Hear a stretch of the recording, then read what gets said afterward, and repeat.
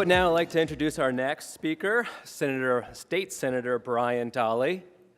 Senator Dahle previously has represented the Assembly District from 2010 until 2019 and became the Assembly Republican leader in 2017. So he's been in the legislature for about a decade now. As senator, he currently serves on several committees, including the Environmental Quality and Transportation Committees. He is also running for governor. In addition to service in elected office, he continues to operate his family farm and seed business up in Bieber and Lassen County. So please welcome to the stage State Senator Brian Dahle.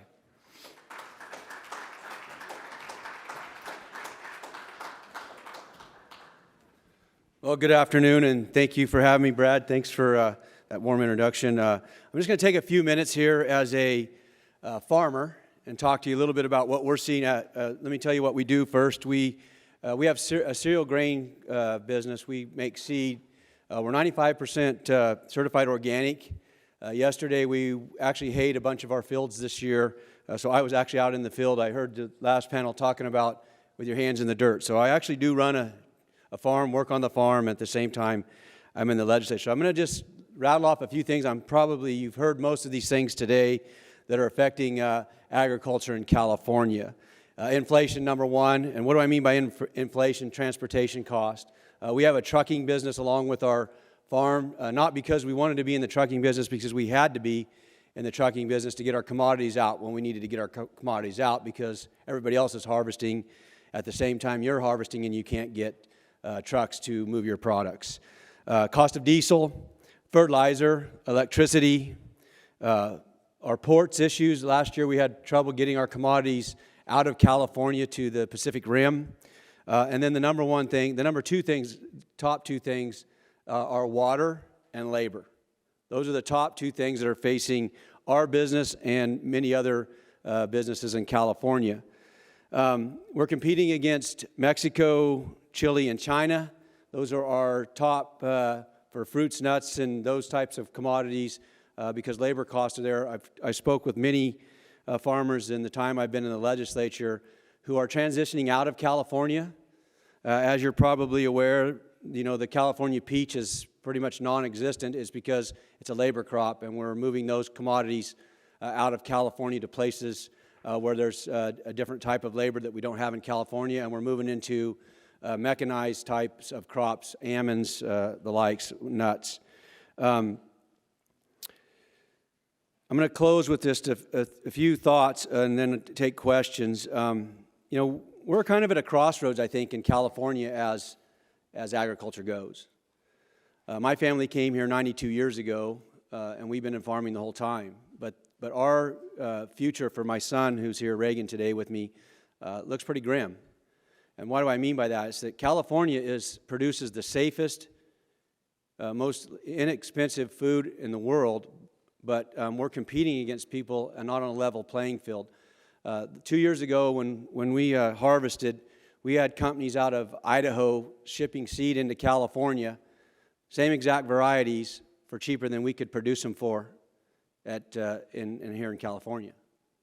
So the future for our business are the regulators and the people in California going to allow us to be able to compete, because it's about competition. And everybody that's in business should know that if you can't compete and somebody can produce a commodity for less than you can, then people will buy that commodity.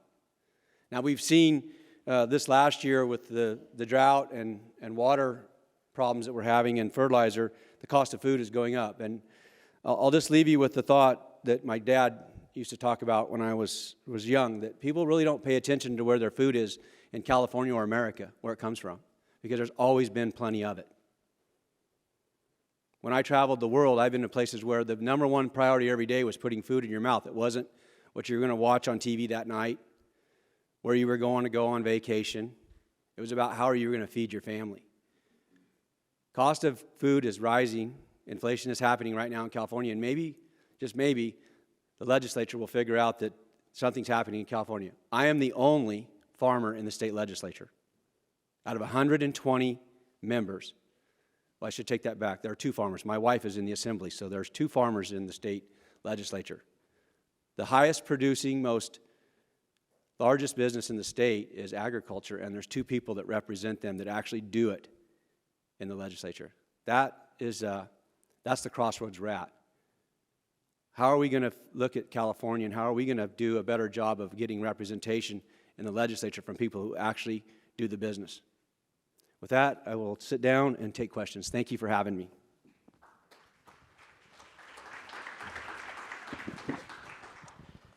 Great. Thanks for that introduction there. So I first off just want to thank you because I cover a legislature where there are more than 2,000 bills that pass through. I cover dozens of regulatory agencies, and very rarely is agriculture even mentioned in a lot of these discussions, talking about floor debates and so much impactful policy being passed through.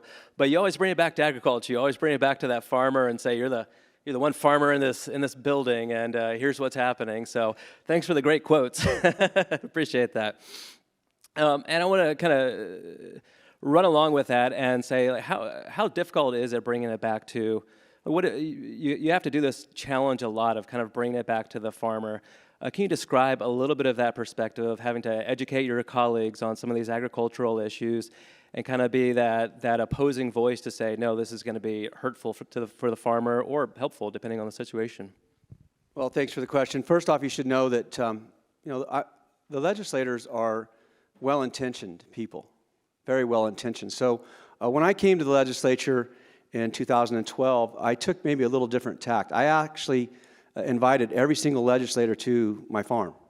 I said, if you'll come, I'll pay your way to my farm or to my district. And likewise, if you'll invite me to your district, I'll pay my way to your district, and I'd like to come and visit your district. And so over the last 10 years, I've had 127 legislators to my district, and many of those to my farm. So the Speaker of the Assembly, Anthony Rindon, has been to Bieber. They can't believe I got elected because there's only 170 people there, and the closest Walmart's 75 miles away. But he understands what I'm dealing with on my farm. I educated them. I talked to them about the regulatory environment. I've talked to them about the history of picking the rocks off our land and developing that land and nurturing it and making it for the next generations. And so over the years, I've brought those legislators out to my district to make them understand where their food comes from, and that it's tough to be in California in agriculture. And so that's kind of been, and I've been able to have some wins when it comes to, like I sit on EQ, we call it, environmental equality, and so that's where all your pesticide permits legislation comes through. That's where packaging, we'd had SB 54, which is a bill about packaging, which is going to change California's agriculture immensely coming forward. So anyway, working across the aisle, education I think is very key in how California agriculture goes forth. Not so much, I think, what the younger generations and also with the legislators themselves. Okay, great. I appreciate that answer. So I want to switch gears here and talk a bit about the big elephant in the room, running for governor. Why run for governor so soon after the recall election that we had just last year, a resounding victory for Governor Newsom? What are you hoping for out of this? Well, I believe I can win, actually, and I know that there's maybe a lot of people don't think that can happen, but I mentioned earlier about what's the future for Reagan, Chase, and Roslyn. It's grim.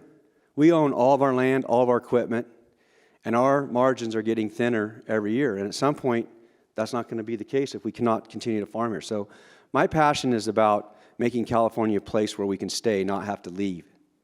And I believe that there's a lot of Californians that want that same opportunity. Unfortunately, I think that Gavin Newsom is totally out of touch with what's happening in California. So I talked to my consultant in September after the recall and said, is there any possible way that I could win as governor? And he said, no. This is a very blue state. And I explained to him what was happening on our farm and what I hear from my neighbors and my other farmers in California. And I said, I don't know if there's a future for us here. And but I can't just simply sit on the sidelines and not look my kids in the eye and say, I didn't try. And he said, well, Brian, let me tell you, it is going to change. At some point, we'll have a Republican when it gets bad enough and when things happen. He said, but you need three things to happen. Mind you, this was September. He said, you need $7 a gallon gasoline, you need the power to go out, and you need some fires. I need crime running rampant. Well, tell me which one of those things aren't happening every day in California. The power will go out this summer. Well, we're going to have rolling blackouts. They're estimating it's coming. They're bracing you for it right now. It doesn't have to be this way. Farmers need water. Why don't we build Sites Reservoir? We need a transmission grid that we can actually electrify our cars with. There's all these things are solvable, but we don't solve them across the street. We talk about it. We spend your money every day, a lot of it, not getting a result. At some point, Californians are going to say, I'm tired of this. I'm tired of being promised something I'm not getting. And I believe it will happen between now and November. I need ag. Look, Gavin Newsom raises tons of money. He has $34 million in the bank. He owns the airwaves. He's running for president.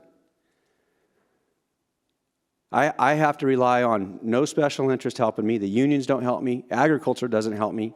Oil isn't helping me. I'm raising my money from widows, people who are on fixed incomes, small donors, a few large ones. But for the most part, it's small donors because people don't believe. If you're in California, you're in ag, you have a target on your back. If you're in California, you're in oil, you have a target on your back. Two things that we must have for a long for a long time before we're going to change in California. I need those people to come alongside me and help me get my message out, and we can take California back. And there will be a future for Reagan, Chase, and Roslyn. There'll be a future for your business and your kids as well. Okay, great. Thanks for that. So if you were governor, you would be switching branches and be in charge of the regulatory agencies.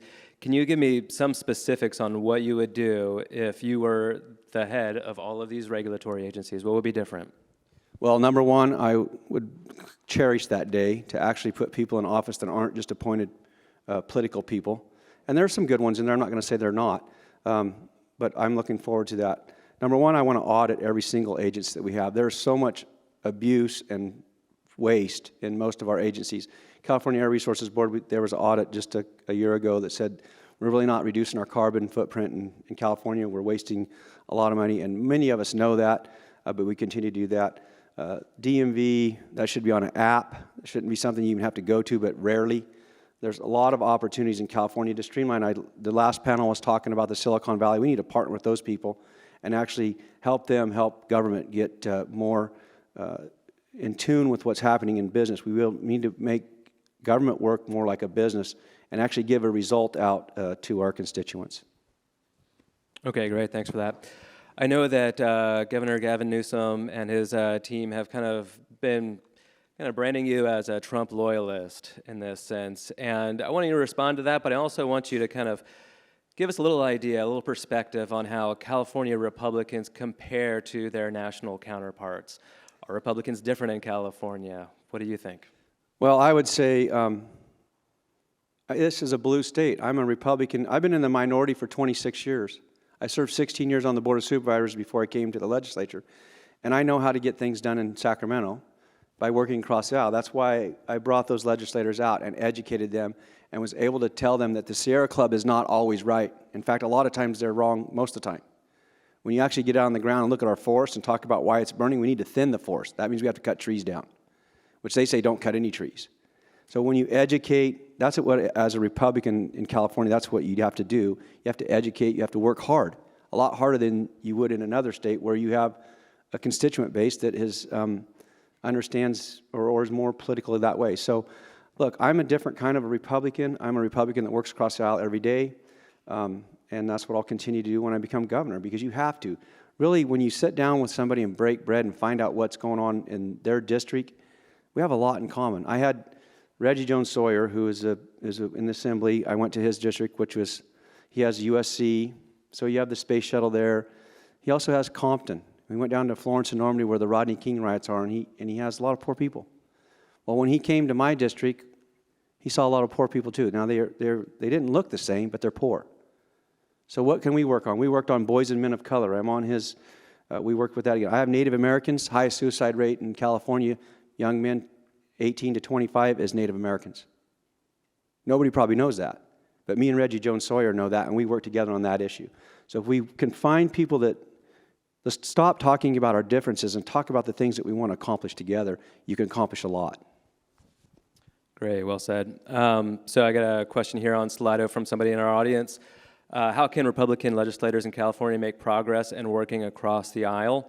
I just kind of want to add to that, that seems to be increasingly challenging. Instead of the big five budget leaders on the state budgets down to the big three, it's all Democratic leaders. And I know Republican consultant Mike McDrid has talked about how the Republicans on the map of California used to be a big fishhook. They would go all through the Central Valley and through Southern California, and it's turning more into a railroad. So those numbers, the geography is kind of shrinking. These districts are becoming more and more battleground districts. What are your thoughts on this? Well, California is definitely blue. We know that when you look at the numbers. But if you look at some of the, what's happened in the last 3 elections, Gavin Newsom's dropped 6 points every election. So are there opportunities in California Republicans? There are. Do they run everything in the Capitol? Absolutely. You cannot do anything in the Capitol. You cannot get anything done. Democrats control it all. I mean, I'll give you an example. A lot of it is corruption. Most people don't know that, so they did during the state of emergency, we're still under a state of emergency right now, Gavin Newsom did a no-bid contract with Kaiser Permanente. That means that he went out and negotiated the contract that did not go through the legislature. He behested. Now, behesting means, most people don't know this, when you ask somebody to give money to an organization as an elected official, that's behesting. He behested $35 million to nonprofits. $35 million, that's a lot of money. Then, after we came into session, they ran a bill to ratify that decision. It's laundering. It's basically, those are all campaign contributions coming back to him. 2 years ago, there was $30 million put in to get out the vote. It was given to Joe Biden's campaign people. $30 million. The controller would not write the check, so they ran a bill the year later, put it in the budget again to pay that $30 million. That's what's happening in California. So Democrats own everything that's happening. If you don't like what's happening in California, or if you love what's happening in California, they own all of it, both sides of it. Now, the people I hear from in California aren't loving what's happening in California. $1.50 gallon gasoline higher than right across the state line. 76% of our energy costs are higher than the average in the nation. We have the highest crime rate, we have the highest poverty rate, and the highest taxes in the nation. All those things are happening in California, and there's not one Republican you can point to blame them. There's not one, because they've owned the legislature for almost 10 years in a super majority. So something has to change, and if not, you will see, you're going to continue to get what you've been getting. You want 4 more years of that? If you like what you're getting, then stick with him. That's what I say. If people love how things are happening in California, stick with Gavin Newsom. You can get a lot more of it. So you mentioned high gas prices. I want to kind of jump on that here and ask if we had a gas tax holiday or any other solutions that are being put out there, is there anything that the state itself, that California can do to actually alleviate this situation, or is this just more of a federal issue? No, so the gas tax, we proposed a year ago to drop the gas tax. It's 53 cents now. It was 51 cents then. It went up another couple cents 1st of July. So 50 cents a gallon. So we're in the trucking business. We burn about 100 gallons of fuel a day in a truck. So 50 cents, that's $50. So the great thing about doing a gas tax holiday is that it not only helps you at the gas pump when you put gas in your own car, but it also drives down the cost of a loaf of bread, a 2x4, a gallon of milk, because all that stuff's moved by diesel. And so that's what we proposed a year ago. There has been some analysis. It would have been about $2,500 per family if we would have dropped that gas tax a year ago. By the way, we have $97 billion in surplus. Key word, surplus. That means that we've met all of our obligations, and we have $97 billion in surplus that we could have backfilled the tax to take care of our roads and bridges and things that the gas tax pays for. So yes, we need to drop the gas tax. The other thing we need to do is there's 1,200 oil wells waiting to be permitted at CalGen at the desk of Gavin Newsom that haven't been permitted, and they've been there for 2 years. It was 1,000 a couple months ago. It's another 200. It just keeps going up, and they're not producing oil in California. At the same time, we're importing oil from Ecuador. 24% of our oil is coming from Ecuador. They're destroying the rainforest as we speak right now because Californians bringing in oil from Ecuador. If you really want to talk about climate, let's talk about the climate in the world. Every time we divert a job from California or a company from California that goes to some other state or some other nation, the impacts on our environment are worse. We need to make California energy independent right here. We have the oil to do it. We have the technology to do it, and we do it in a safe manner, and we put Californians to work on a commodity that we must have. Great, thanks. All right, I'm going to pick one of these questions off Slido here. We got some great ones coming in from our audience. This one is about the recession. There's been strong indications of a recession that can hit as early as next year. There's a lot of discussion about our record budget surplus. What should we do with that? Should we, stash away more to prepare for a recession? This question is, how do you think an economic recession will impact your bid for governor, as well as Newsom's proposals and the legislative process? Well, I don't know what the timing of what the electorate will do, obviously, but everybody's being impacted right now. I often say that I maybe the governor doesn't get calls to his office, but I surely do.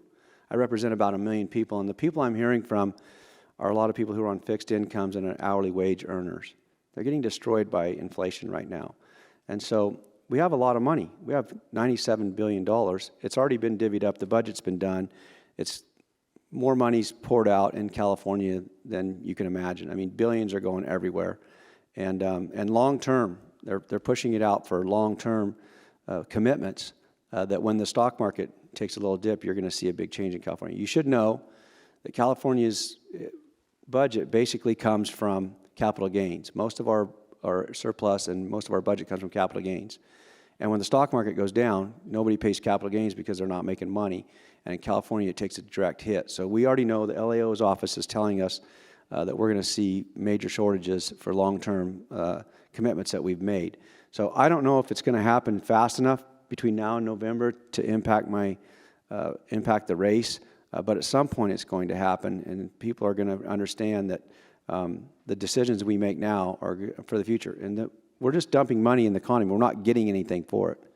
We spent $1.5 billion last year on fire, trying to do forest resilience, and we actually only treated like 90,000 acres.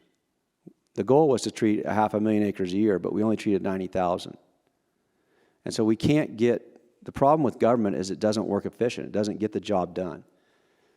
And so that's what we need more of. We need people to actually understand how to run a business to get the job done on the ground, because we're just putting money after it, but we're not getting any results.